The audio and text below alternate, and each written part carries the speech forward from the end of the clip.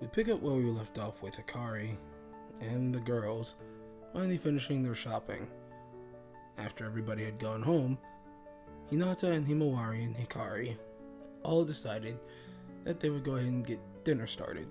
Boruto would be home soon, so it might be best for them all to get everything ready. Hikari was excited. She really wanted Boruto to see the new clothes that she had picked out. Himawari was going to act on this moment and decided to tease her quote-unquote older sister, stating that she thinks that the new clothes will look great on her, and she thinks that Big Brother Boruto will like them the most. This causes Hikari to blush a bit uncontrollably till her Sharingan spikes just a bit, but she's able to control it and keep everything under wraps. Hinata looks at Himawari and tells her to stop picking at Hikari. She can't help but laugh a little bit. Hikari's never felt this before. Back during the warring stage period against the Uchiha and the Senju clan, all Hikari really knew was pain and hardship and being used as a weapon. None of her kinsmen really called her anything but a weapon. They even went as far as taking her name and just branding her as Nanashi. She still sometimes thinks back on that, and it hurts. But nevertheless, Hinata, Himawari, Boruto, everyone, they've all made her feel like she belongs here. And she's enjoying it in the leaf. She genuinely has been. Without further ado, she takes this opportunity to learn how to cook from Hinata. So, Hikari steps up and does her best to help prepare dinner. Back at the Hokage's office, Naruto and Konohamaru are having a conversation. Naruto is sending Konohamaru as well as a few other ninja out on a mission. It seems that there was a crash site somewhere not too far away, just a few clicks outside of the leaf. This was a standard search and rescue mission if anything was needed, and also if anything were to go wrong, they were to report it.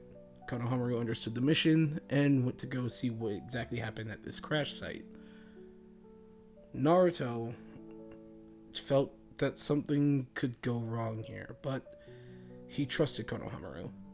He told him to be safe, and if anything were to happen, contact him immediately. Konohamaru understood and walked out of the office. On his way out, he spots Sasuke. They greet and go their mutual ways. Sasuke walks in the Hokage office. Naruto looks at him and tells him that it's nice to see him again. Sasuke looks at Naruto, wondering why he pulled him away. Normally, Naruto doesn't bother Sasuke unless it's for something important, or mainly some news about his family. What could be going on now? There wasn't a threat right now, and as of right now, Boruto still has control over the karma. So what could be happening? Naruto looked at Sasuke and told him that Sakura had informed him about him wanting to mentor Hikari Uchiha. Sasuke nodded, telling him that he wishes to train her and to hopefully right any injustices that done to her from the Uchiha clan. Naruto looks at Sasuke and tells him that he wasn't there. He shouldn't feel guilty for what the old Uchiha did. Sasuke, bearing the Uchiha name, grimaced a little bit, but still hardened in expression, informs Naruto that he doesn't really feel anything for that part of the clan. Though he loved the Uchiha, though it is his family, he could not forgive anybody using a fellow clansman as a weapon, especially in that matter. It's similar to what Danzo was trying to do back then. That's why the Uchiha formed a coup. Naruto nodded his head and informs him that Hikari Uchiha has refused to become a ninja. Sasuke understood, but he still wants to train her. Naruto's a little confused. Even though that she refuses to become a ninja, he still wants to train her. What for? Sasuke gives a few reasons. 1. The only ability that they know of for a fact that she possesses outside of her Sharingan is just basic fireball jutsu, or basic fire style jutsu. 2. The Mangekyo Sharingan that she has right now is incomplete, and if she continues, she'll either suffer blindness or, much worse, she's already used up so much. It's a miracle that she isn't blind right now. Thanks to Sakura and the rest of the medic team, they were able to save her eyes. But she hasn't even reawoken her Mangekyo Sharingan ever since, at least to their knowledge. And there is a final reason. Naruto looks at Sasuke. What could the third reason be? The third reason is because Sarada had asked him to. Naruto looked at him, almost baffled. Sarada had asked Sasuke to train her? Sasuke informs Naruto one night while Hikari was still in the hospital, saying that she had no true guidance of her Sharingan, saying that she doesn't really understand what it means to be an actual uchiha. Maybe he could show her. Naruto understood where Sasuke was coming from now. But could he really be the one to show exactly how Hikari, or where Hikari should go in life? Is he prepared to deal with any repercussion? Sasuke nods his head, letting him know that no matter what, Hikari Uchiha will be safe and will never have to worry about leaving the village. Naruto took a deep breath, understanding his rival's words and his attitude towards the situation. He tells him, fine, that Hikari Uchiha is not just your kin, but is now your student. Sasuke understood this, nods his head, and heads out. He asks where she is. With a deep sigh, Naruto informs him at his house. Sasuke can't help but smirk and heads out to the Uzumaki residence. Back at the Uzumaki residence, Boruto walks through the door, saying that he won't be long. He's got a mission and he's got to get ready for it. But he's, instead of met with groans or okay, he's met with giggles. Boruto peeks his head through the door, and he sees Himawari and Hinata waiting for him and laughing, saying, "Welcome home, Boruto." Boruto is completely confused. First off, he doesn't see Hikari anywhere. He chalks it up to her probably just being upstairs. But that doesn't explain the funny looks on both his sister and mother's faces. He looks at them puzzled, wondering why they're giggling. It was then when he had heard footsteps come downstairs and say, "Hello, Boruto." Boruto looked behind him and saw Hikari and immediately started blushing. Boruto was taken aback at how good she looked. It was almost similar to how Hinata looked at Naruto back when they were kids. Boruto was completely red in the face. Hikari had looked away blushing, asking if he liked it. Boruto nodded his head and told her that she looked really good. This caused Hikari to blush and her Sharingan to activate a little bit as well. Hinata coughs, signaling the two to relax a little bit, and tells Boruto to pack his stuff and get ready for his mission. Boruto nodded, hugs both his mother and his sister, and even gives Hikari a hug. This, again, catches her off guard. She's still not used to physical contact, much less anything short sign of affection, so it's very alien to her. But it was Boruto. She welcomed it.